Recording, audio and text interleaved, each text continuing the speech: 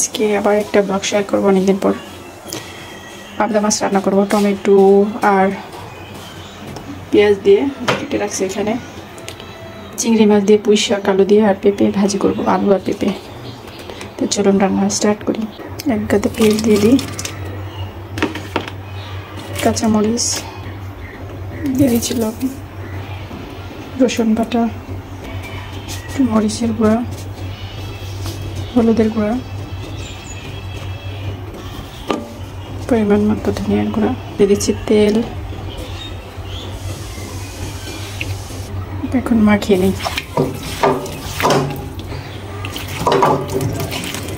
সুন্দর করে মাখাইছে, এখন এটা 10 মিনিটের জন্য রেখে দেবো। যে এটা 10 মিনিট মাখিয়ে রাখছিলাম, এখন এর মধ্যে ঝোলের পানি দিয়ে চুলাটা চাপিয়ে দিই।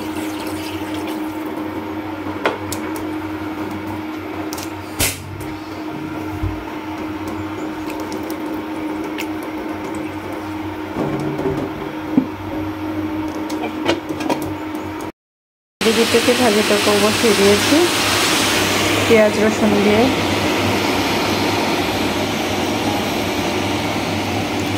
ঢেকে দিলাম এটাকে। আস্তে এটা বল চলে আসছে, এখন টমেটোটা দিয়ে দিই।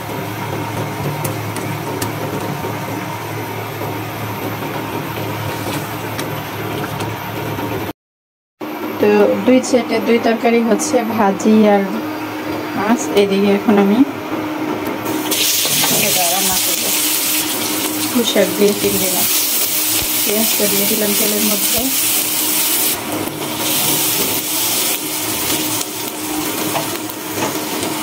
ফ্রিজে এটুকুই জাস্ট চিংড়ি মাছ ছিল, এটুকুই এখন নিয়ে নিচ্ছি রান্নার জন্য। চিংড়ি মাছটা দিয়ে দিলাম।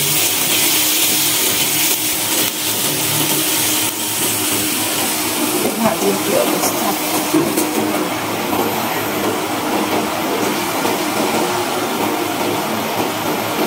হলুদ দেবো না, আমি হলুদ দিই না পেঁপে ভাজিতে। হলুদ দিলে ভালো লাগে না। সিদ্ধ হোক আরও একদম সিদ্ধ হলে তখন তেলের মধ্যে ভাজা ভাজা করবো পেঁপে ভাজি।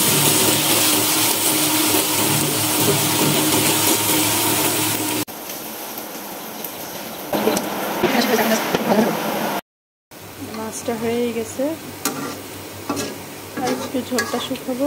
এবার সাথে আবার সবাই ঝোল পছন্দ করে, তো ঝোল শুকাতে পারি না, এদের জন্য সবাই ঝোল পছন্দ করে।